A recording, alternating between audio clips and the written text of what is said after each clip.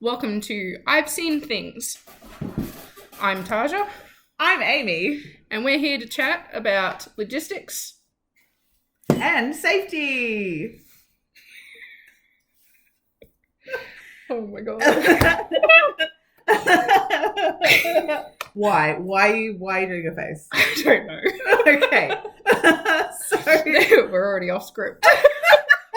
So the reason we've decided to do this podcast, we were talking in our random rambles one day about how there wasn't enough podcasts, not just in general. There's plenty of podcasts in general.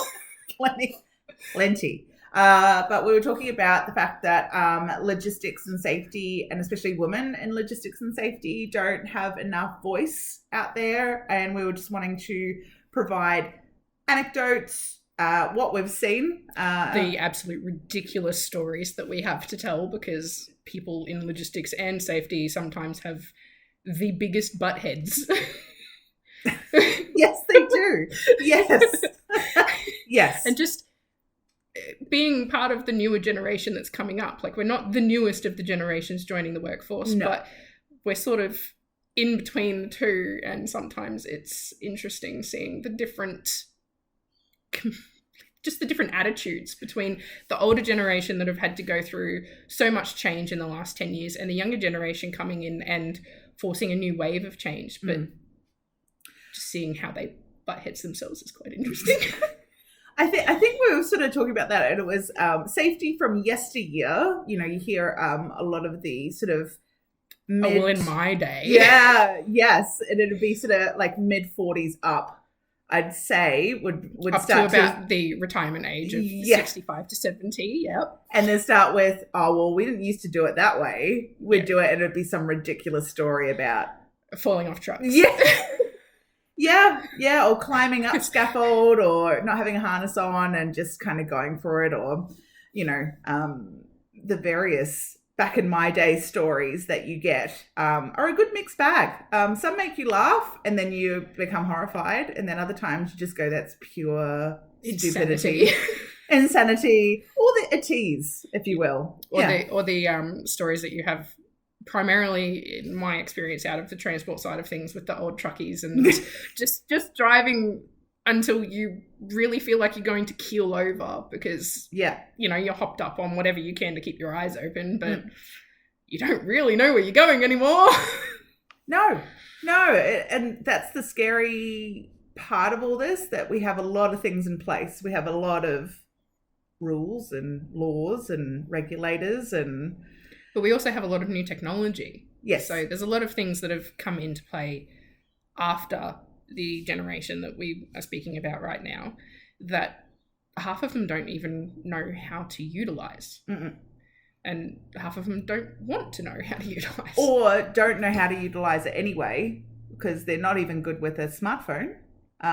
Or they don't recognize that it's helping them necessarily. That might be they're looking at it hindering. Yeah, like the new technology in the trucks that help the truckies to stay alert and figure out whether or not they're falling into micro sleeps. A lot of the truckies hate it. Like the newer truckies, they're more used to it. They understand that it's there to help them. But a lot of the older generation are like, it's annoying and frustrating and I hate it, and it just means that they're watching me all the time. Those cameras don't send anything back to your boss unless you do something wrong. Yeah. Like fall asleep in your chair. Yes.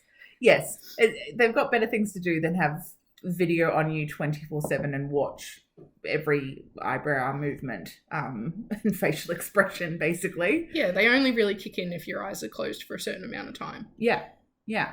So I think there's a lot of progressive changes happening in both fields around regulating the safety of transport and health and safety itself.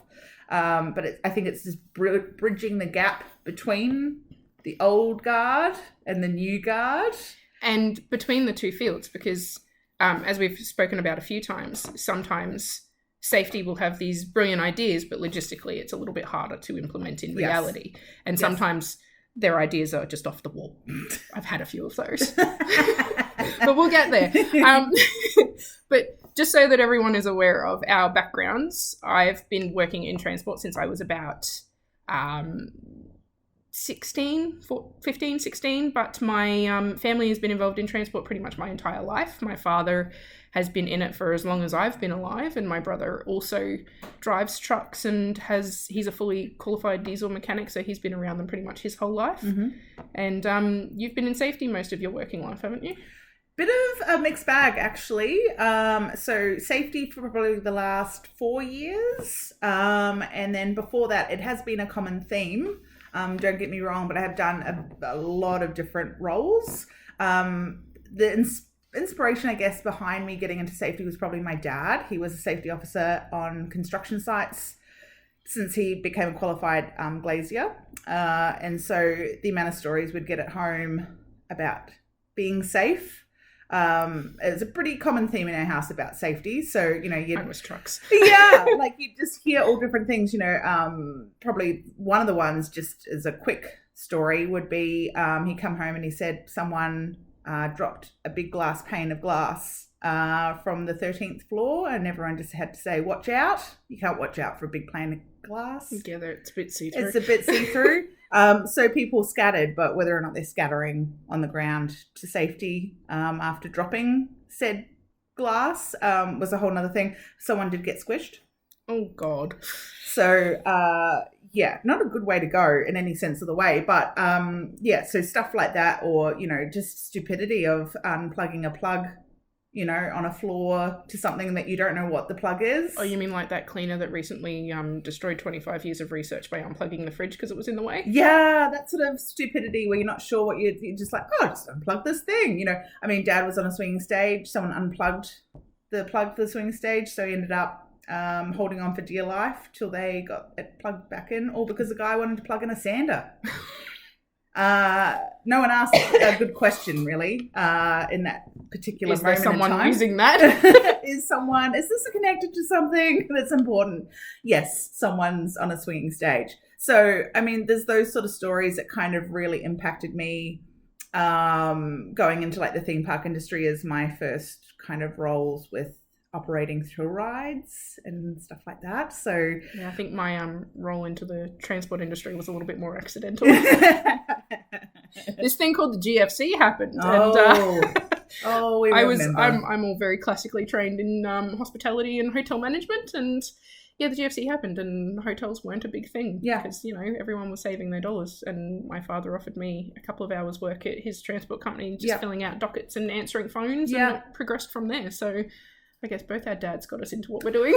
I think so. In a real, I mean, Dad never said to me, you should get into safety.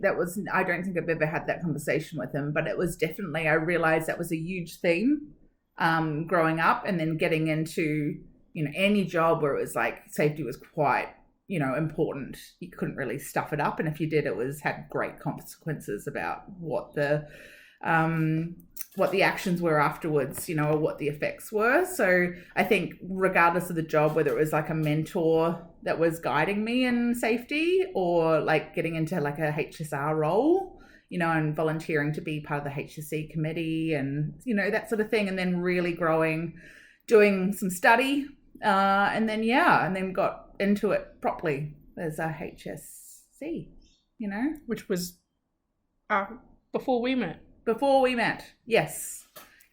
We only met a year ago. Year and a half ago. Yes. So, yeah, I mean, we've got some great stories, and we'll have other people come on, I think, at a later date. We'll have some guests. Yeah, we will have we are planning to have a segment that is safety from yesteryear, and we'll have some of the older generation come through and tell us about what it was like when they first started in their particular industries, and all the changes that they've seen happen in the meantime, and what they do and don't like about those things, because some of them are quite happy for those changes. You know, they've seen mates get hurt or even killed on a job site, and they don't want that to happen to other people, and so they're happy for it, but others just find it frustrating. Yes, and there's only so many faces you can pull when stupidity happens, or not pull. I've been in many situations where you don't really know what to do sometimes, but to keep cool, otherwise you could just lose your mind at a lot of people. That's always sort of the first principle, isn't it? Don't panic. Yep. Just look just normal. And it's really hard to look normal when there's sheer stupidity of lines like, oh, I just don't really care. I'll just get another job. I'm not going to get another job if you're missing a limb or no, or your life. No, but I mean, there's that mentality. There's also the mentality of, oh, nothing bad's going to happen. I've done it a million times. There's all sorts of different excuses. Or I don't know really why I did it. I just wanted to shake up the day. The intrusive thoughts got in the way. The intrusive thoughts won. Yeah, yes, for that particular person and that particular moment in time, yes, they did win. Yes. Yeah. And sometimes you can be as safe as you think you can be in a particular situation, and things will still go wrong and you'll still get hurt. Yeah. I mean, there was a loader that I used to work with who lost the tip of his finger, and he was doing everything he possibly could in the situation to be safe. He was wearing his gloves, he was, keeping his hands where they should be, but the contraption still pulled back on him and he lost the tip of his finger inside the glove. That was interesting. Pull his glove out of the spring, and the hand was over here bleeding and the tip of the finger was still in the glove, but the glove wasn't cut.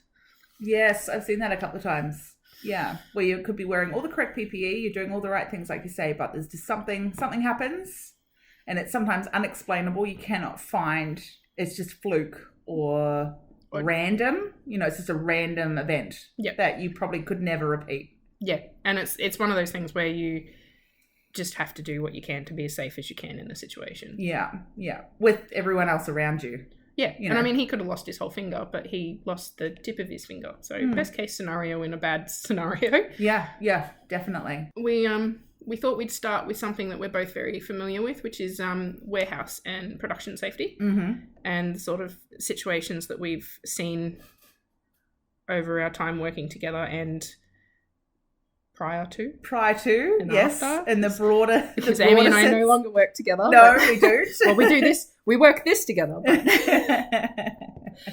yes, yeah. We won't also mention anywhere's particular names. We won't call anything out by name unless we're talking about something that is a public interest story that has already been listed publicly. Yes, yeah. We just want to clarify that we're not going to name people. We won't name people. We won't name companies. Companies that we've previously worked at, unless somehow, I say somehow real loosely, you may guess yourselves. In which case, speculation is speculation, and we have nothing to do with it. Yeah, it's a good cover. I like it. I'm sure there's a few things that they're going to see or hear over the time, and they're going to recognise some things, situations, especially if they're local listeners, where they're going to know sort of the scenarios that have made local news or situations that they've maybe worked in or around those areas. But no, we are going to try very hard to keep it as vague in regards to those things as possible, but more specific to the situations of safety and implementation. Yes, definitely. And I think it can be funny at times. You can't help but laugh at certain situations, whether or not they're serious or should be serious. I think that's a bit of a knee-jerk reaction sometimes, though, is just sort of laugh it off and deal with the trauma later. Yeah, definitely. So I think as much as, yes, sometimes, talking about regulation laws, around transport and safety and warehousing and things like that, people sort of start to, it's almost like, I'm going to just go to sleep now. It's actually not. It's actually really interesting for anyone out there that's got anything to do with working a job. Yeah. Like basically every a job has its level of safety that's required. So even in an office environment, you've got safety protocols and things that you need to adhere to. And the intrusive thoughts in an office environment. Oh dear. Look at that stapler. Look at it. now look at Jim sitting over there just slurping his coffee. You just said Jim really quickly. Has there been a Jim in your life that has No, but I was watching a show last night with a really annoying Jim in it, so... Okay. So, to all the Jims out there, you're safe. Everything's fine. For now. And I like that you referenced listeners when we're... And watchers. I mean, we do have a video. We do have watchers, We do have too. a video podcast. Yes. For all those paying attention at home. More than one listener. No, we were talking about this to a couple of people at our workplaces, our families and some friends. So we're hoping that there'll be more than two of you. Otherwise, we'll just, as my friend Christy said last night, she will be happy to be named as when we reference the listener. Just the one listener. Hey, thanks, Christy. Yeah. For listening at home and playing at home. So, but if it becomes to be quite popular, I mean, we'll be stoked. So, you know, hopefully we bring an added extra. What do you want to say? A little pizzazz. A little. I think we would like to get to the point where we can actually have discussions with our viewers and listeners of different situations that they've been in too. Yeah. Because while we have a lot of our own anecdotal situations to discuss, I'm sure there's plenty of people out there that have their own situations where they're like, that was stupid. That didn't need to happen. Yeah. And a lot of the time it can give shock value. Like you just ask anybody about even forklift safety. Oh. And it just sends shivers down Taj's spine and my spine. But and from very different perspectives. Absolutely. I've almost been run over by one. I don't really want to do that again. Yeah, what's that about? Speeding on forklift. Anyway, we'll get to that. I think it's like golf carts. It's why I'm not allowed to have either of them. No, it's really fun and really fast. You get a glint in your eye and it really freaks me out. So look, I've never nearly run someone over with one. No. Either a golf cart or a forklift, but I have almost been run over by a forklift. So okay, but you're here, you're alive. I am, and that forky was probably regretting not finishing that deed. Was it a gym? It was not a gym. Okay, I'm just checking. I actually don't remember his name. That happened when I was about 20, so it was a while ago. Okay. Well, I've lived another decade after that, so we're fine. So for all forklift drivers out there, don't run me over. You'll be safe. Yeah, that's kind of the conclusion. But no, you can name a lot of different things, and it can be quite a broad topic. But generally, someone's got a story about it. Yeah. And whether or not it's a short anecdote or quite a long and full on story, there's someone or someone knows someone that can vouch to have been involved or witnessed something. Or been told something by someone who's been involved or witnessed. But it's one of those things where like safety and logistics don't just apply to the transport or the warehousing field. It's sort of it's a lot more broad than that, because it doesn't matter whether you're working in a supermarket or driving a road train. It doesn't matter how big the equipment is or how small the task is. There is going to be an element of it that could hurt you. Yeah. And you have to do that particular task properly. Yeah. And we've learnt that over time, over the many, many years people have been doing these roles, to make them safer for the next generation. Yes. Definitely. Yeah. And I mean, like you said before, people can argue that some controls that are put in place are overkill. There can be safety to the point of absolute ridiculousness where it actually hinders your job. I have a story for you about those, but we'll talk about it later. But I mean, even if we did want to focus on one field, you would have thousands of stories. Like even I could talk to my dad, or we could talk to your dad about their industries. And I mean, construction alone, the stories you get from those. Stories you get just from those particular industries. But, then there's mining and forestry, and, then it goes into fishing so many. And the trawler boats and things like that.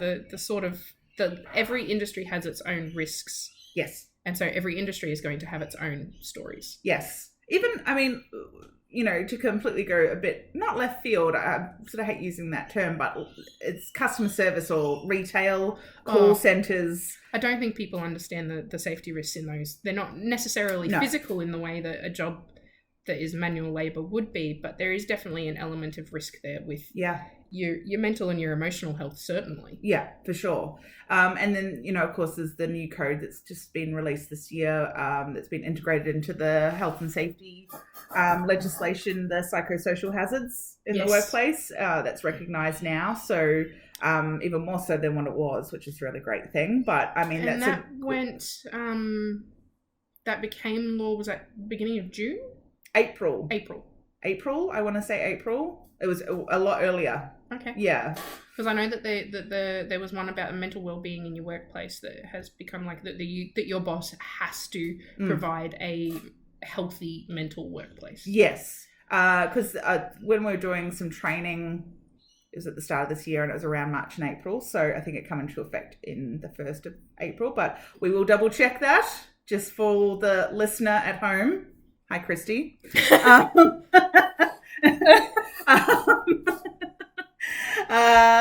We can't call you all out once we get more listeners than, probably like, I'd say 15. We'll be like reeling off all these names. But yeah. Maybe we'll be happy to try. Maybe there'll just be an episode where we just list names for an hour. Can we get to that episode, please? 6 degrees of separation. It's just all these names.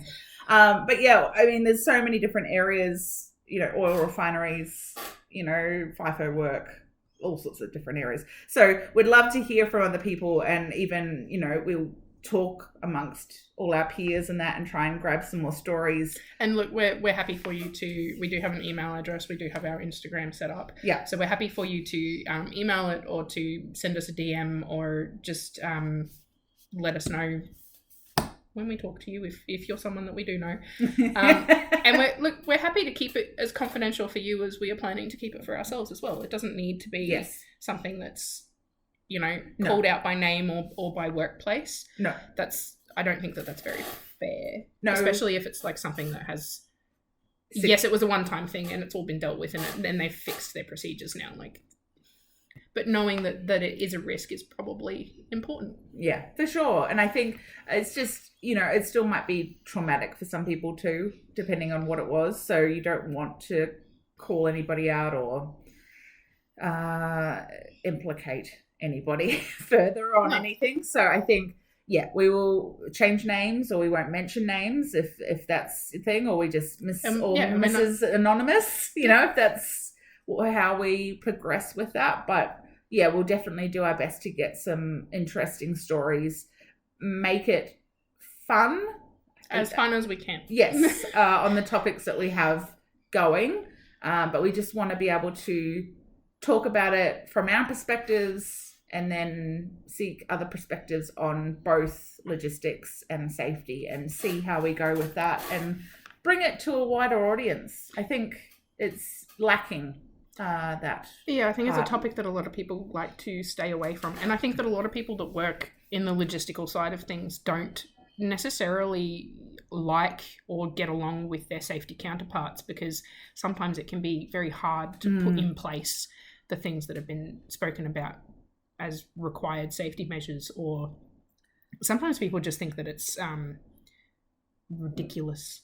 Yeah. That there's certain things that are ridiculous.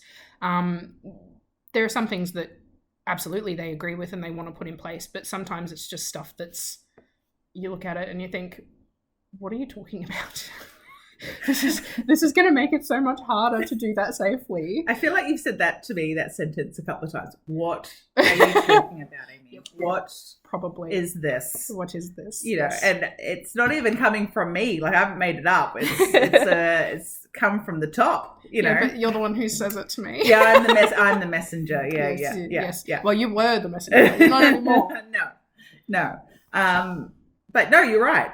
I think there's bridging gaps, and also I think, I can't speak for you in this sense, but I know safety gets a bad rap with having a big stick and throwing the big stick around a lot. And I think sometimes it's a little bit of a joint effort in the fact that it can make our lives harder, and then we get the rap for being painful in the logistics side of things and transporting things. But we're just trying to do what we've been told to do, and we're trying to do it safely and in a timely manner so that everybody is happy, but that's sometimes just impossible. So I mean, my goal was to, in my last workplace, was to change the attitude towards safety, and me, insert whoever person it is now or will be or was before me. But my approach to it was to have a big stick, but never use it. Carrot and stick? I mean, here's the carrot. I'll be really nice to you, but here's the stick. Don't make me use it. Don't. Well, I think it was just an approach of I didn't want people scared of me. I didn't want people running from me. I didn't want people to ignore me. I wanted wait. See? I do distinctly remember a couple of people running from you. Yes. But overall, it got to the point that I had everyone going, hey, Amy, waving to me. Yes, you had a good rapport with everyone on site when we worked together. Yeah. And I'm sure that you'll be the same going forward with where you are now. Yeah. And I think if it can be seen as we're helping and we're there, not just to enforce stuff and say things you're doing wrong. I think it was, one, asking them how they are, getting to know them as people, stopping just to have a moment. Yeah, you took a very personable approach to it. Yeah, so I think having a completely flipped version of what a safety officer is, I'm hoping my lasting legacy there would be that not everyone is the same, and hopefully not everyone will have the same approach, and it can be you can do it a different way, but still get the same result of people being as safe as they can, without, the added human component of. But you were always very a strong proponent of making sure that the near misses were reported rather than the accidents. So it was like, yes, report the accidents, but I would rather know about the near misses so we can just stop any accidents. Yeah. So I think it was that reactive approach for a long time. And I think it's still very prevalent, I think, across all industry. Even your industry can be very reactive rather than being proactive with things.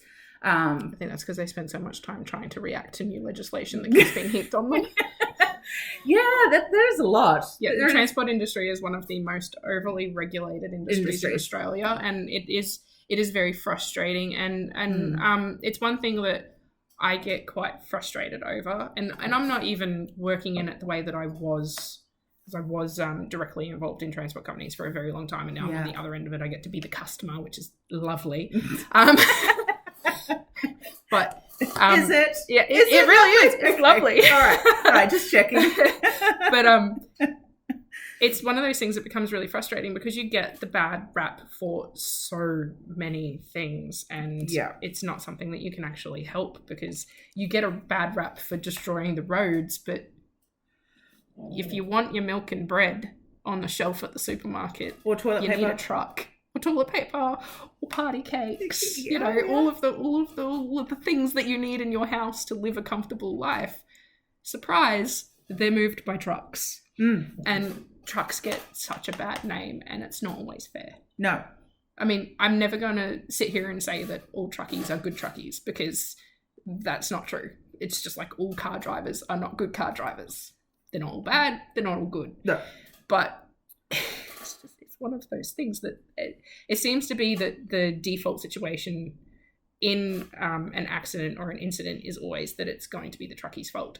And I'm really thankful that new technology, relatively, dash cams are a thing, and a lot of the trucking companies put them in pretty quickly. Like, it was one of the things that they were very happy to adopt early, because it saved them a hell of a lot of money in insurance claims, because the amount of people, like, just driving to work in the morning, I travel quite a decent stretch of highway, and I see people behaving badly with trucks all the time.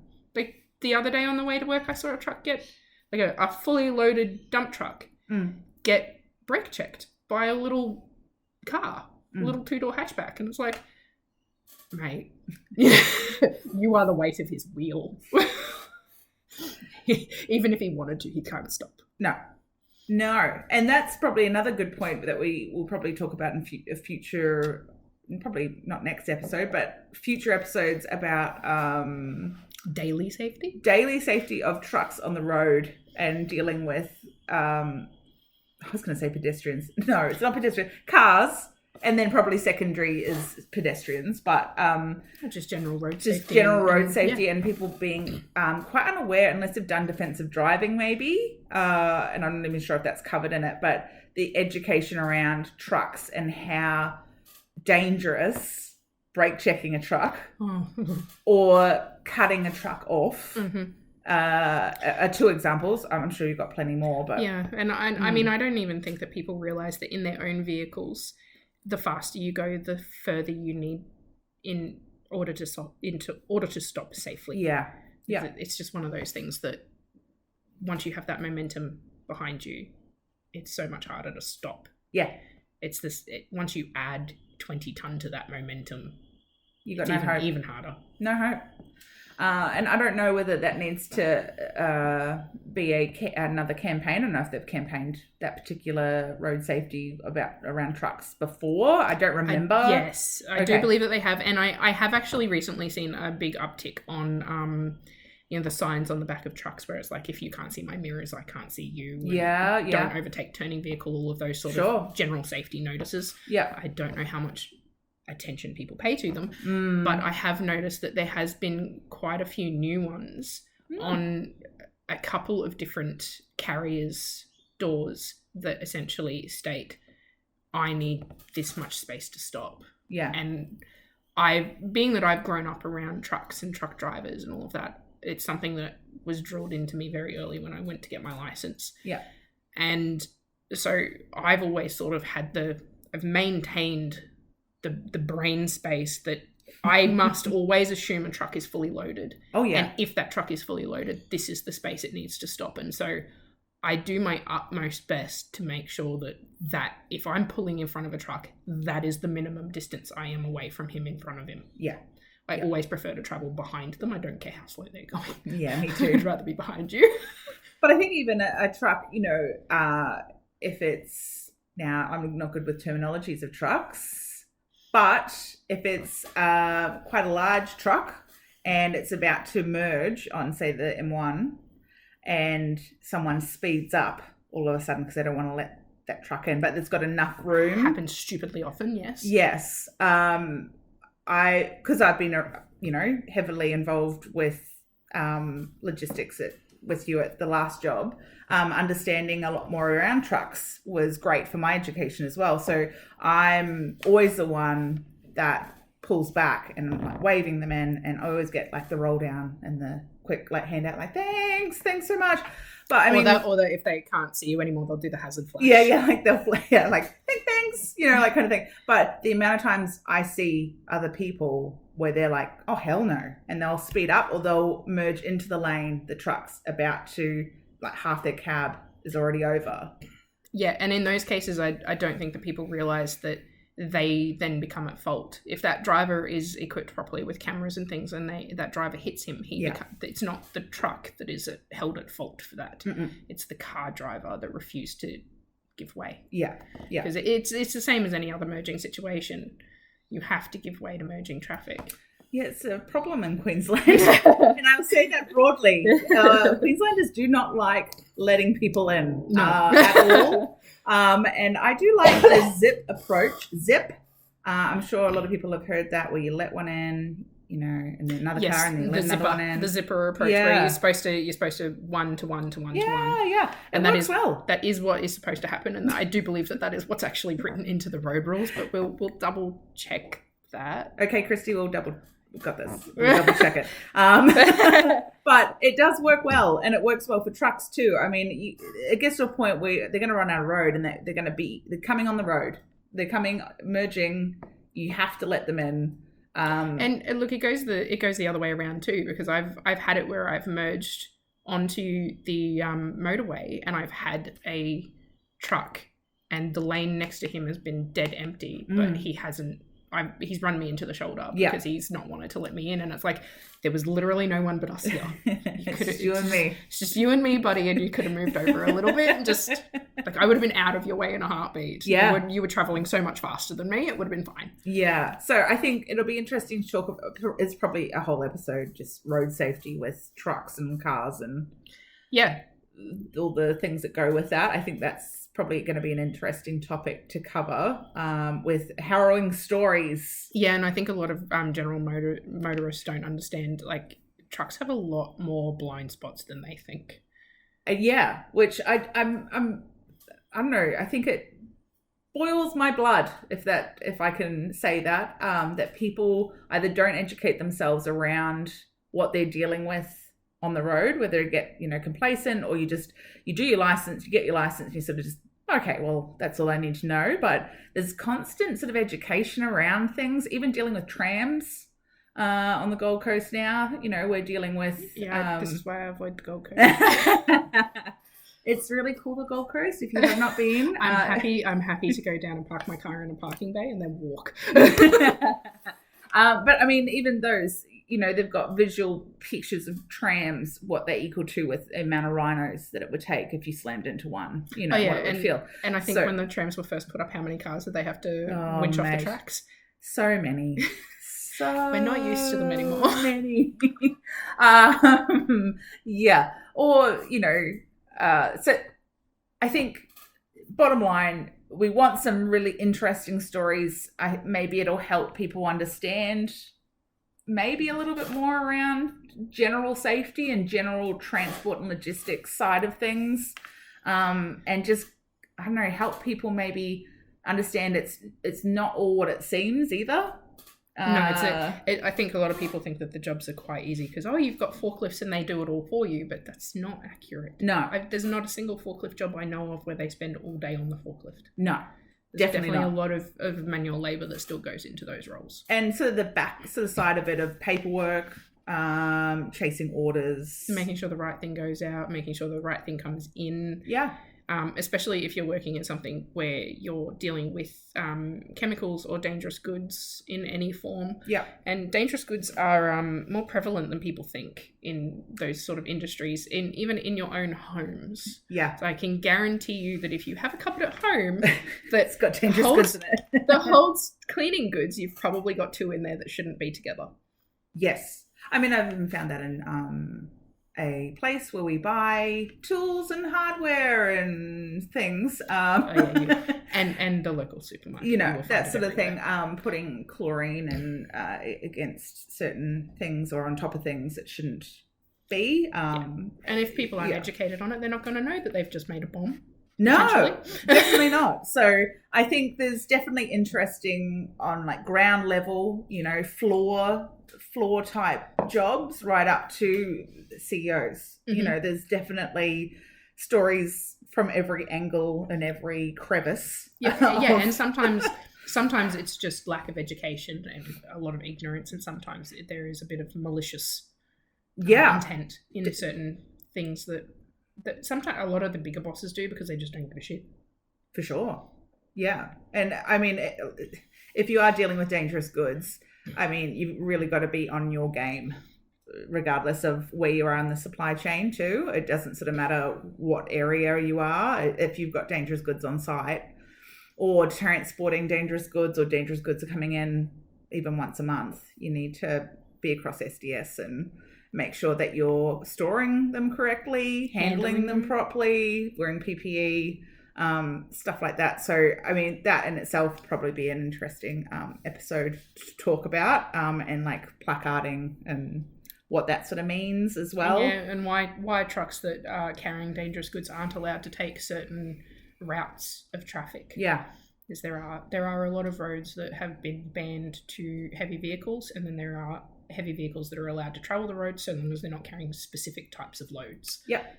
I think, and even just education around certain chemicals that now cause cancer. That we now know cause cancer. Yeah, like that weren't sort of, finally all the testing's been done and research and argued. Yeah, yes. So, I mean, that there are some pretty common names, and I probably won't spiel them off in case things come back to bite us, but I'm sure if you can think about certain, like asbestos, like how often that was used in buildings, like even now in Queensland, if you've bought a home that is older than, say, built in 1990, and maybe it's 1993. You have to, that mark. You have to get it tested. If there's any renovation work that you want done, you have to get it tested for asbestos, because there's a specialized PPE that the builders have to wear, and there's a specialized cleanup process they have to go through and drop off places that they need to send it to get it destroyed properly so that it's not affecting the environment or them. Yeah, Don't want it affecting their lungs. No. But yeah, you're right. Like that was common. It's a common thing. Like, and people, I hope and sure know what asbestos is and what that means if you do have it or have been around it, or probably know someone that's worked with it without PPE. Oh yes, there was a gentleman that I used to work with. He'd bought a house and he had no shits to give. He wanted to do the renovation himself to save the money. Yeah. Because when he was told that there was asbestos in the place, it was going to be this much extra to get rid of it because of the disposal costs and everything that they had to do to do it safely. Yeah. He did it himself, and he didn't tell the dump that he was just taking it into the... Okay. I don't know whether he got caught, because I didn't know where he lived, and it's not like I'm not that much of a tattletale, but hell, I wouldn't have wanted to be breathing it in. No. Or dust particles or offcuts. But I can tell you that if he did get caught, that would have been a very, very large fine. Oh gosh. Yeah. I think it's upwards. So that was weird. The earphone just fell out of my ear, and I thought something was crawling in my ear. We'll fix that next week. I think the fine would have been upwards of 10 grand. Yeah. It wouldn't have been good. And I know that's the hard part. If you've got people that have that mentality, it is really hard to work with them and educate them to do the correct thing. If they really don't care from the get-go, it's very hard to turn them around. Yeah. Very hard. And I know people are like, no, you can definitely work with them. Some people you actually can't, and you have to just concede to the point that... And just watch and hope that they don't get into an accident. Yeah, basically. Because, I mean, yes, with education and with showing examples of things that can go wrong or might go wrong, or, you know... Oh, you mean like a lot of smokers with there was that big campaign where they put all of those really horrid photos on the front of the cigarette packets. Yes. That was by law. They had to have those horrid photos. Mm-hmm. And people would buy them anyway. They didn't care. No. So I think working with those... that sort of cohort of people is very challenging. It doesn't matter sort of if you're a safety officer like me or if you're in logistics and transport like Taja, trying times at the best and beating your head against a brick wall to try and get your message across that you need to be safe and you need to keep others safe. But if they don't care and they're, I don't know, a bit of a loose cannon probably is the best way to describe them. Yeah. And they're so unpredictable. How do you predict that it will be safe? I think you just have to predict that it's not going to be safe and try and prepare yourself for the fallout. Because at some point their lack of shits to give is going to get them hurt. Yeah. I mean, no one's invincible. No, that's true. And I think an example of not caring was there was a FIFO worker and they decided that the gas refinery and there was only specific smoking areas way off site. Yeah, because, blow yourself up. Sure. He lit a cigarette up in a very highly explosive area. Oh, good Lord. And one of the many safety officers that were on site, said to him, "What are you doing?" And he said, "I just really don't care. I really don't care. I'll get another job tomorrow. I'll finish my cigarette and I'll go." So he got walked off site immediately. Yeah, because and in a situation like that, the problem is that it's not just himself he's putting in danger. If it's a highly explosive section of work, anyone who's there with him and possibly in the surrounding areas are in danger. And unfortunately, it's probably the wrong word to use, but he was very qualified in his field, very highly skilled person, very specific work that he was doing. So in a way, yes, he can get another job tomorrow because he is sought after, but in sense gives him that right in his brain to go, I'll just do what I want because I'll be right, I'll get more work, it's fine. Yeah, but that's not a like a ignorance issue. That's an arrogance. That's issue an arrogance. Yes. Like, hey, I'm going to kill myself and all these people because I can't be bothered to have my cigarette in a safe place. Yeah, exactly. So, but that I hope that comes across. That I'm trying to give an example of where there was zero care factor. He knew and understood the rules and the risks and like. And he was highly educated in his position then. Highly educated, to have a very clear understanding of those risks. Yeah, but chose still to do that. even after all of that. And he'd done the site induction, which wasn't a mean feat. It's huge, for being somewhere like that. So yeah, you can't sort of plead that you didn't know, sorry, I forgot. And I mean, I think there's that sense of, sometimes you do forget where you are. If it's a big site, you temporarily forget. I don't know how you do, but you do. And maybe that might have been a bit more plausible, that I temporarily forgot where I was. Sorry. Yeah. But to say, I really don't care and I'll get another job, same at somewhere else tomorrow, that's no excuse. No, that's just a hell of a lot of arrogance. Yeah, yeah. And so if you're dealing with arrogance and a not caring attitude, what a horrible combination. That's not good. No. So yeah, I hope we're gonna draw a crowd. I hope we're going to be interesting. We'd like to start with more than just one. Well, yeah, I think so. I think that's a good goal. We did, I don't know, we had the head count of like 10, didn't we? I think we were getting close to it when we were talking with a few people, and they've all agreed that they'll at least listen to the first one. So, yeah, we just hope to make it interesting, make it not too formal. I hope we're not going to be seen as sort of that way. No, I have tried to listen to a couple of safety podcasts, and I have even tried to listen to a couple of safety podcasts led by women. Yeah. But they've all been very, very structured, and like today we're talking about harness safety, and then you get a rattle off of the next 20 minutes of just these are the types of harnesses and this is the sort of thing. You're going to, if you're in a position where you need a harness, you're going to already have an idea of what sort of harness you need. Definitely. They are going to be rated to you, and if you don't, then that's why you would research it. You'd go talk to the safety store and you'd speak about those sorts of things. I don't think that we really need to get into that much detail when that already exists out there. I think we're just going to talk about the pros and cons of each side of that. I think so. Of needing to be wearing that and the actual wearing it and doing the job side of things, but also about what happens when you don't wear it.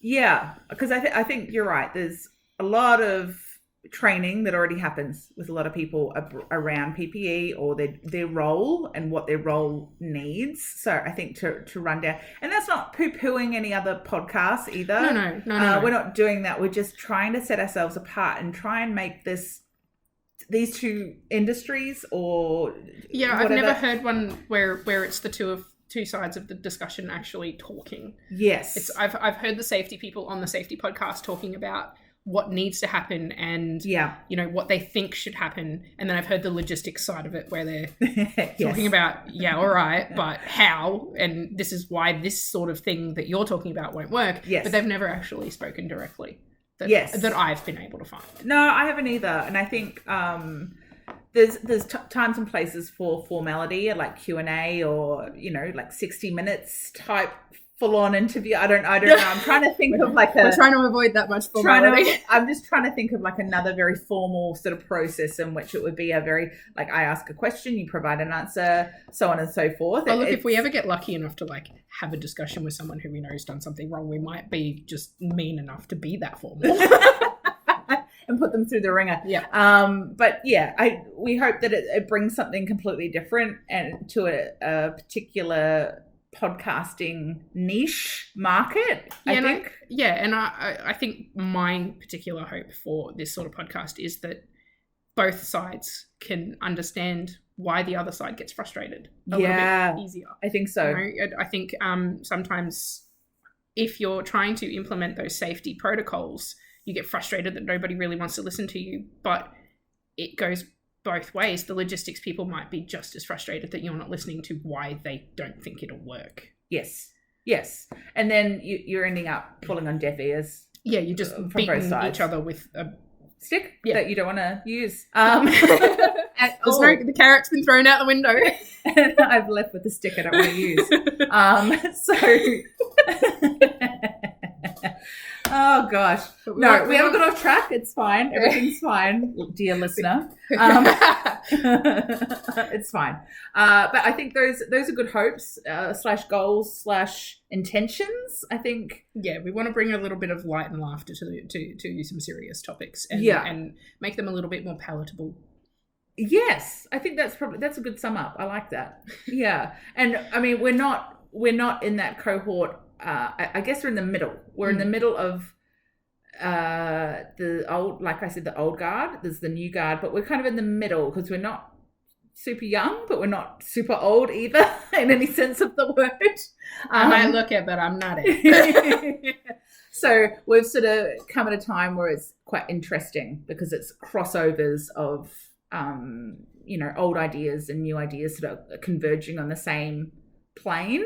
So, yeah, I think it would be good insight to have, guests and all sorts of things like that, and have different perspectives from different walks of life and industry and age brackets. Talk to us and fill us in the gaps that we may not know either. Yes, and I mean we certainly don't want to be just sticking to the industries that we've had our own personal experience in. We would like to be able to talk to people that are outside of that and get perspectives on what they're doing and how they see it, because it's one big wide world out there and everybody's doing different shit. I think so. I mean, right from how our roles completely, how we shape our own roles probably is the best way to say that, compared to someone that's probably the next door over. If it's the next side over, they'll probably do something completely different to you and to me, and how they work. And so how even working in the same place, you can have a very different experience, because I mean we worked together, we were part of the same office team and everything, but I was very much separated from where you were and you were separated from where I was, and while we had our overlap, we had very different day-to-day experiences. Absolutely. And just depending on whether it's a site, whether it's an office, whether it's a theme park, whether it's a showing my age here Blockbuster video. Oh, we miss it. Or in my case, Civic Video.